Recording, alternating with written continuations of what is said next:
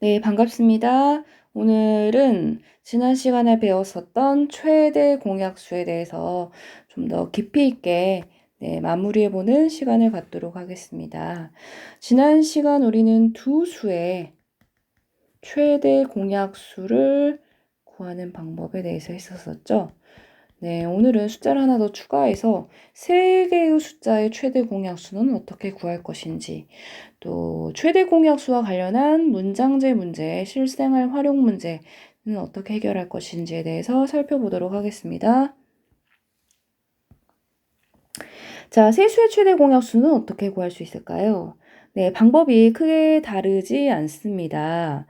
네, 원리부터 설명을 해보자면 12는 소인수 분해를 얼른 한번 해보니까 10이라는 숫자는 2가 2번, 그 다음에 3이 한번 곱해져 있는 숫자고, 72라는 숫자를 소인수 분해해보니 계속 2로 나눠 떨어지네요.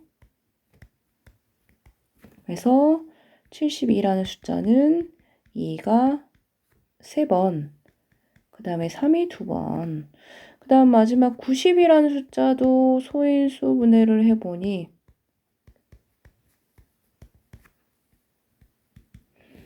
2가 1번, 3이 2번, 5가 한번 곱해져 있는 숫자라는 사실을 알 수가 있습니다. 물론 우리는 얘를 2의 제곱 곱하기 3, 2의 세제곱 곱하기 3의 제곱, 2 곱하기 3의 제곱 곱하기 5라는 거듭 제곱 표현을 이용해서 표현하실 수 있죠. 자, 근데 원리를 한번 잠깐 살펴보기 위해서 한번 쭉 거듭 제곱 표현을 하지 않고 나열해 봤습니다. 최대 공약수 어떻게 구할까요? 공통인 약수. 2도 공통이고 3도 한번 공통이고 그 외에는 3개의 숫자에 동시에 들어가는 중복된 숫자가 없네요. 그래서 이렇게 역시 최대 공약수를 구해보니 2와 3이기 때문에 결국 6이라고 답을 할 수도 있지만 우리가 보통 이렇게 거듭 제곱의 표현을 쓰기 때문에 이런 경우는 어떻게 세수의 최대 공약수를 구할 것인지. 네, 지난번과 똑같습니다. 밑이 2인 지수의 입장에서 봐보자면 지수가 제일 작은 2의 1제곱을 선택해 오셔야 되고, 밑이 3인 입장에서 봐보자면 지수가 제일 작은 역시 3의 1제곱이라는 숫자를 가져오셔야죠. 5는 한쪽에만 들어가 있기 때문에 가져올 수가 없습니다. 그래서 결국 최대 공약수는 6이구나. 네, 역시 동일한 방법이네요. 그래서 세 자연수의 최대 공약수를 구한다라고 해서 색다른 방법이 아니라 지난 시간에 했었던 방법, 세 개의 숫자를 각각 뭐 해보자? 소인수 분해해보자. 소인수 분해하여 이렇게 밑이 같은 거듭 제곱끼리 정렬했을 때 밑이 같은 거듭 제곱 중에서 지수가 같거나 아니면 지수가 작은 것을 택해오자. 그래서 곱하게 된다면 결국은 그것이 최대 공약수가 될 것이다 라는 이야기입니다. 그래서 이런 방법으로 오늘도 추가로 더 연습을 해보도록 하겠습니다. 네, 다음 세수의 최대 공약수를 구해라. 네, 이제 바로 찾으실 수 있어야죠. 밑이 2인 수의 입장에서 봤더니 2의 제곱을 가져오는 게 맞을 것 같고, 밑이 5인 지수의 입장에서 봤더니 5를 가져오는 게 맞겠습니다. 그래서 최대 공약수는 2의 제곱 곱하기 5인 20이구나 라는 사실을 알 수가 있네요. 자, 두 번째 문제. 얘는 소인수 분해가 안 돼 있네. 그럼 먼저 뭐부터 하자? 소인수 분해를 먼저 하셔야겠죠. 42라는 숫자, 70이라는 숫자, 110이라는 숫자는 쪼개게 되면 어떤 숫자의 곱인지 먼저 소인수 분해를 해보겠습니다. 40이라는 숫자는 2 곱하기 21, 3, 7에 22. 그래서 2, 3, 7 이렇게 곱해 있는 숫자고, 70이라는 숫자는 2 곱하기 35, 5 곱하기 7. 그래서 2, 7, 5 이렇게 곱해져 있고 마지막 110이라는 숫자는 2의 배수인가요? 56으로 나눠 떨어지고 2로 또 나눠지네요. 2, 4, 28, 2, 14, 27. 그래서 2는 4번이나 4개나 갖고 있고 7을 하나 갖고 있는 이런 형태다라는 소인수 분해를 알 수가 있겠네요. 자, 이제 우리는 소인수 분해의 결과를 가지고 최대 공약수를 찾아보겠습니다. 네, 밑이 2인 수에서는 뭘 가져야 될까요? 네, 이렇게 1제곱, 1제곱이 공통이죠. 2의 1제곱, 2의 1제곱. 3은 안 될 것 같고, 5도 안 될 것 같고. 밑이 7인 입장은 밑이 전부 다 지수가 1로 전부 다 같네요. 네, 그래서 7 그대로 가져오니 결국 곱하여 최대 공약수는 14이다 라고 찾을 수가 있겠습니다. 자, 이제 조금 실생활 활용 문제, 문장제 문제 좀 여러분 싫어하죠? 네, 요런 것도 한번 살펴볼게요. 음료수 24병, 사탕 60개, 초콜릿 36개를 많은 학생들에게 남김없이 똑같이 나누어 주려고 한다. 아, 공약수란 얘기네. 공약수. 그런데 가능한 한 많은 학생들에게 이렇게 우리는 남김없이 똑같이란 말에서는 공약수라는 느낌을 받으실 수 있고 가능한 한 많은 최대한 뭐 그런 말에서는 최대 공약수를 구하라는 말이 있구나라는 것을 힌트로 느낌을 받으셔야 됩니다. 그래서 결국은 몇 명에게 나눠줄 건지에 대해서 묻고 있죠. 학생 수를 묻고 있다는 얘기네. 학생 수는 24와 60과 36에 전부 다 나눠 떨어지게 해야 되니까 뭐다? 네, 공약수이다. 그런데 가능한 한 많은 학생 수가 가능한 한 값이 커야 된다는 얘기네. 그 말은 큰 최대 공약수가 바로 우리는 학생 수가 된다라는 얘기겠죠. 자, 그래서 소인수 분해를 또 우리가 해 보겠습니다. 네, 24라는 숫자는 소인수 분해를 해 보시면 얼마죠? 2의 세제곱 곱하기 3. 60이라는 숫자는 소인수 분해를 하면 2의 제곱 곱하기 3 곱하기 5. 그 다음 마지막 36이라는 숫자는 소인수 분해를 하게 되면 2의 제곱 곱하기 3의 제곱. 이렇게 표현되겠네. 그래서 결국은 최대 공약수를 찾으니 밑이 2인 거에서는 지수가 작은 걸 선택해야겠네. 2의 제곱. 밑이 3인 거에서는 지수가 작은 걸 역시 선택해야겠네. 3의 1제곱. 네, 5는 얘만 갖고 있죠. 안 되겠죠? 그래서 결국 정답은 12. 몇 명?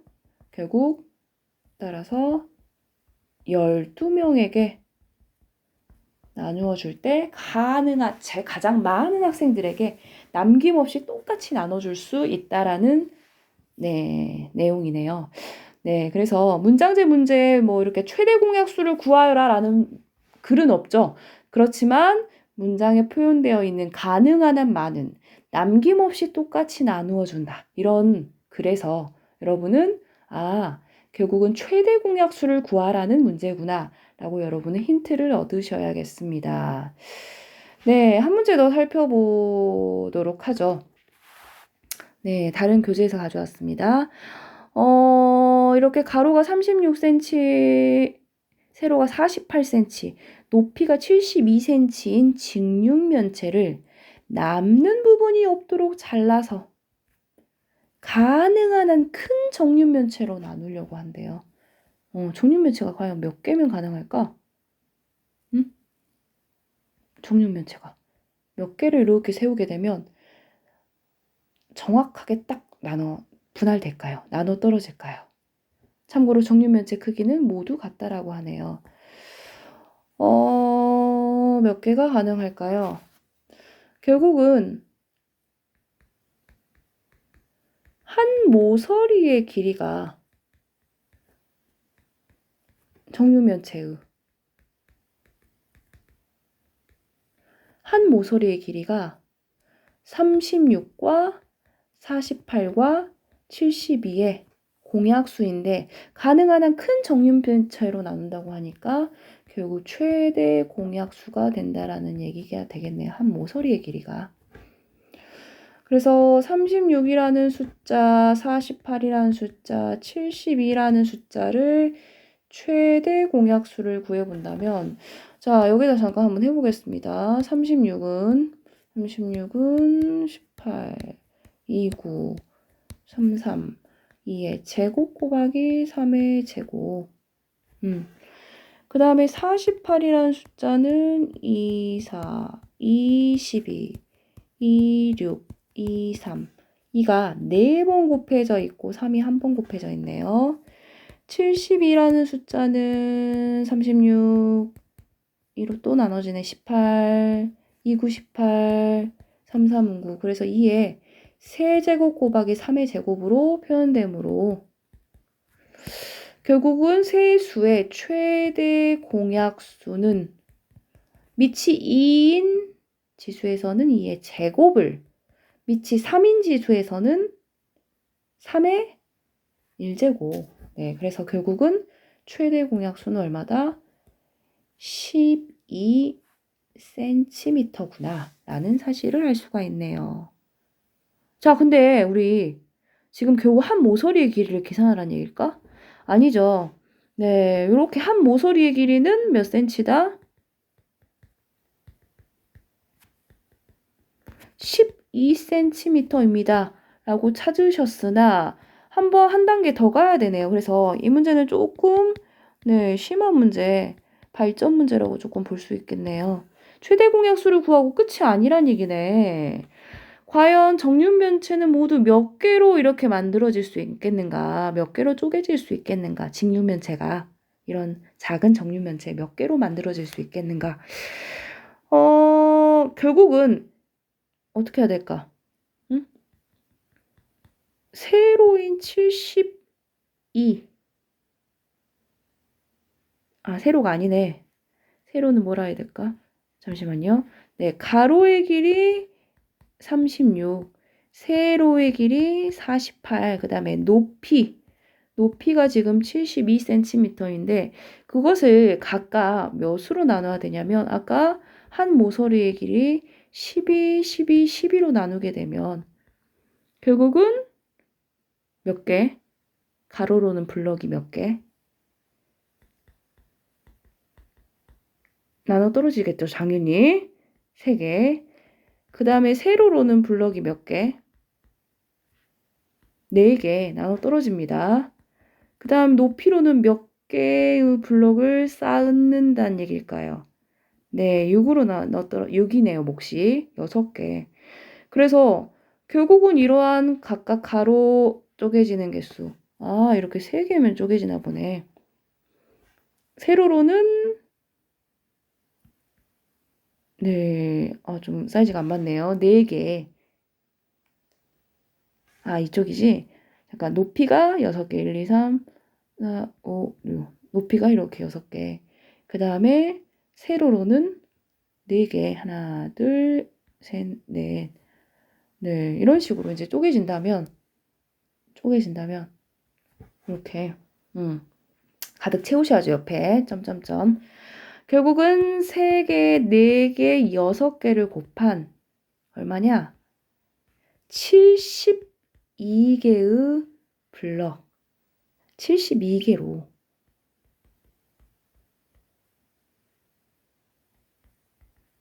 우리가 이 직육면체를 만들 수 있다라는 얘기가 되겠습니다. 그래서 이 문제는 최대 공약수로 끝나는 문제가 아니구나. 결국 그 최대 공약수를 구해서 다시 각각 가로와 세로와 높이의 길이를 그 최대 공약수인 한 모서리의 길이로 나눠서 각각 가로로는 블럭이 몇 개 놓이는지 각각 세로로는 블럭이 몇 개 놓이는지 높이는 몇 개나 쌓이는지를 헤아려 그 개수를 각각 곱해야지만이 전체 개수가 나오는구나 라는 문제입니다. 이 문제가 우리 교과서에 사실은 비슷한 문제가 좀 있어요. 23쪽에 6번 문제가 거의 비슷한 유형의 문제입니다. 네, 물론 수학이 참신한 문제도 많지만 대부분의 여러분 문제집이나 교과서를 풀어보시게 되면 비슷한 유형들의 문제, 숫자만 좀 바뀐 문제, 똑같은 조건을 조금 조건씩만 바꾼 문제, 비슷한 문제들이 대부분입니다. 그래서 이런 문제를 제대로 본인이 이해했다면 이와 유사한 문제가 나왔을 때도 반드시 정확하게 사실은 푸실 수 있어야겠네요. 네, 그래서 오늘은 이렇게 수업을 마무리해 보도록 할게요. 오늘 과제는 네, 다음 2개 문제 역시 정답을 비밀 댓글로 남겨주시고 네, 역시 교과서 23페이지 스스로 확인하기는 우리 등교해서 책검사 네, 역시 수행평가 반영합니다. 네, 그래서 평가에 반영하기 때문에 교과서에 잘 풀어가지고 이거는 등교시에 검사하도록 하겠습니다. 네, 오늘 2문제 아래 정도는 댓글로 반드시 정답을 남겨주세요. 네, 우리 오늘 고생 많았고 월요일 날 등교해서 학교에서 만나도록 하겠습니다.